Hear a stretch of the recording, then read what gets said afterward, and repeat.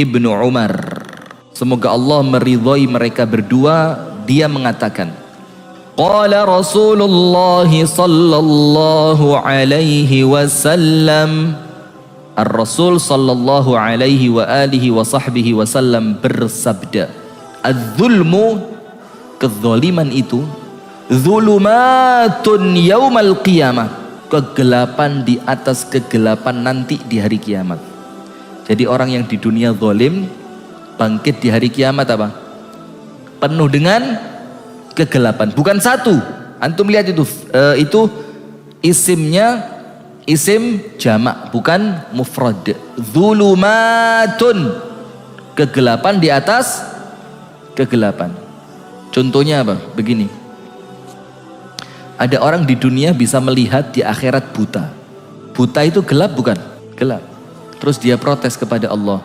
Rabbi lima hasyartani a'ma wa qad kuntu basira. Ya Allah, mengapa engkau bangkitkan aku dalam keadaan buta? Gelap ya Allah. Dalam keadaan dahulu di dunia aku bisa melihat. Apa Allah bilang?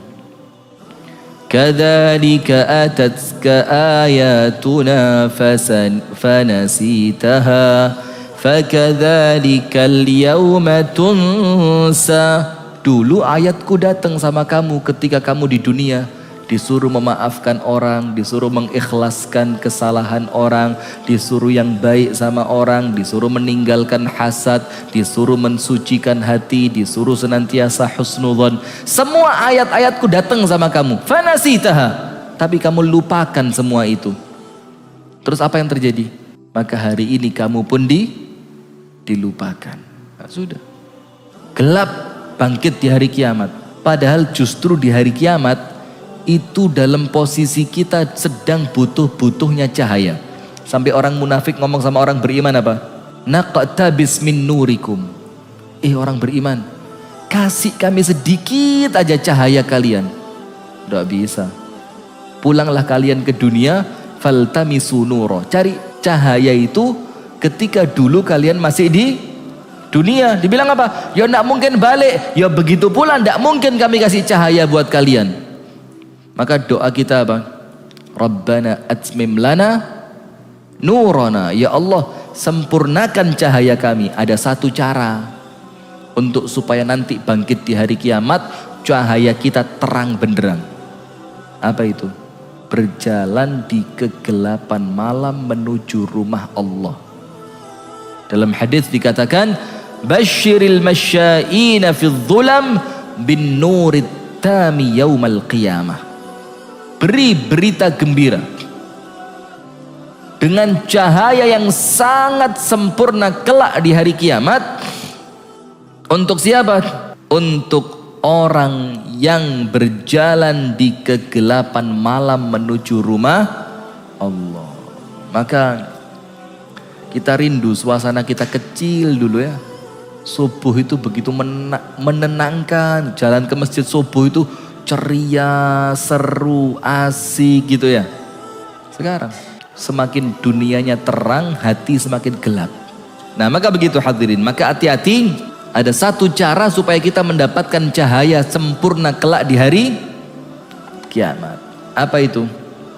Berjalan di kegelapan malam menuju rumah Allah. Maka hati-hati, kezaliman yang kita lakukan di dunia itu akan menjadikan kita kelak bangkit di hari kiamat dalam keadaan gelap.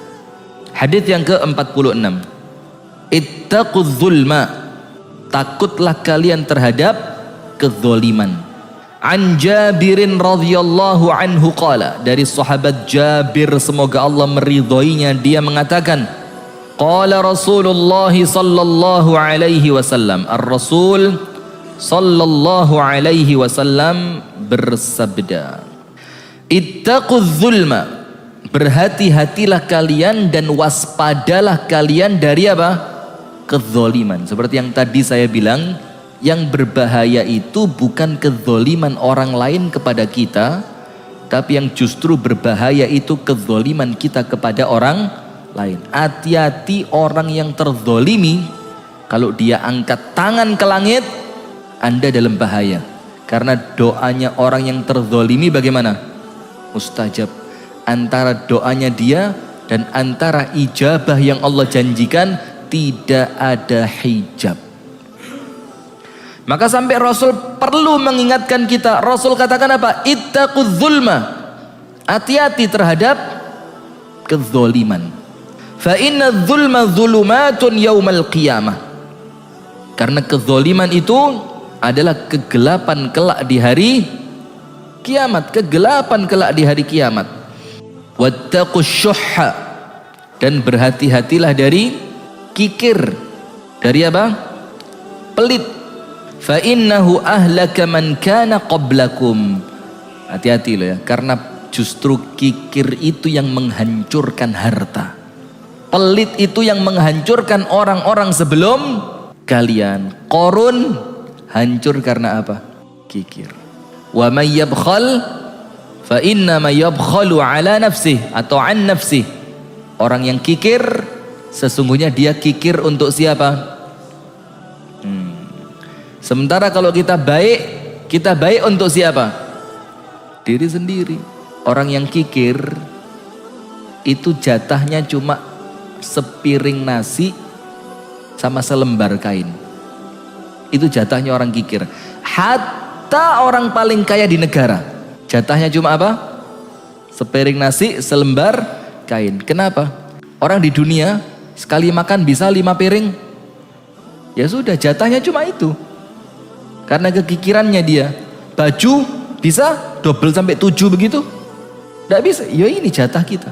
Kalau tidak dikirim ke akhirat, ya wes itu tok jatah kamu dengan kekayaan yang kamu punya ketika kamu kikir. Tapi ketika kita transfer ke akhirat, maka jatah kita surga. Jatah kita apa? Surga. Nah, maka Ar-Rasul sallallahu alaihi wasallam mengingatkan kita, ittaqudz zulma fa inna dzulma dzulumatun yaumal qiyamah. Takutlah kalian dari perbuatan zalim, karena perbuatan zalim itu kegelapan kelak di hari kiamat. Dan takutlah kalian dari apa? Kikir. Begini teman-teman, pelit itu, kikir, medit, bakhil itu tabiat manusia. Tidak ada orang lahir tiba-tiba dermawan. Harus dipaksa, dilatih sampai nanti dermawan itu menjadi passion antum. Dermawan sampai menjadi apa? Passion. Antum tahu didikannya Rasulullah, yaitu Sayyidati Aisyah radhiyallahu taala anha wa ardhaha. Dermawan. Pernah suatu ketika ada seorang ibu minta ke rumahnya ibunda Aisyah makanan. Ternyata ibunda Aisyah mengatakan apa? Saya tidak menemukan di rumah saya kecuali 1 butir kurma. Antum dengerin. Rumahnya siapa ini? Rumahnya Rasulullah Muhammad sallallahu alaihi wasallam. Di rumahnya cuma ada apa? Sebutir kurma. Terus ketika ibu-ibu perempuan itu datang, bawa anaknya 2 nangis kelaparan. Apa kata Aisyah? Tak kasihkan kurma tadi. Maka sama ibu tadi kurmanya dipotong 2, krek. 1 dikasihkan anak yang pertama, 1 dikasihkan anak yang kedua, dalam keadaan ibunya ndak makan. Maka betul kalau dibilang ibu itu pembohong itu kan, sering baca tulisannya ndak? Sering dia bilang kenyang hanya untuk supaya kita bisa makan. Sering dia bilang tidak ngantuk hanya untuk menjagain kita ketika kita sedang sakit. Sering dia bilang punya uang hanya untuk menyenangkan ketika kita telepon minta kiriman. Padahal dia belum tahu harus pinjam duit kemana. Aduh, ini kalau zalim dan durhakanya sama ibu, ya memang pantas kalau ternyata Allah mengancamnya dia masuk mana? Neraka. Wih, pantas sudah, pantas. Sudah. Dalam riwayat yang lain, ini ibu dikasih oleh ibunda Aisyah kurma 3, karena 3 itu tok yang ada di rumahnya ibunda Aisyah. 1 dikasihkan anak, 1 dikasihkan anak, sisa berapa? 1. Jatahnya siapa? Ibunya. Ternyata ketika anaknya itu telah menghabiskan kurma mereka, mereka masih kepingin. Akhirnya sama ibunya jatahnya dia dipotong 2. Tak, kamu dapat 1,5, kamu dapat 1,5. Ibunya tidak jadi makan. Diceritakan kisah itu kepada Rasulullah Sallallahu Alaihi Wasallam. Apa kata Rasulullah? Allah lebih sayang kepada kalian dibanding sayangnya ibu itu kepada anaknya. Subhanallah. Nah ini, maka begitu. Di rumahnya Rasul cuma isi kurma 1, kurma 3. Sempet datang 3 kali bulan purnama, artinya 2 bulan. Jadi antum jangan salah paham ya.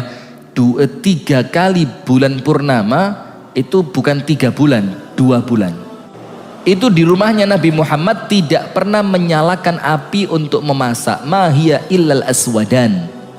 Dan yang kami makan tidak lain kecuali 2 yang merah, 2 yang hitam. Hitamnya kurma dan hitamnya air putih. Bayangin.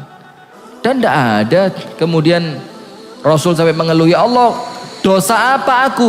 Enggak, karena Rasul ngerti itu bukan karena dosa. Ini karena Allah ingin menyelamatkan. Karena Allah ingin apa? Menyelamatkan. Nah maka pelit ini penyakit yang membinasakan orang sebelum kita, yang kalau kita ikuti kita akan ketularan binasa di dunia sampai akhirat. Wallahu ta'ala a'lam bissawab.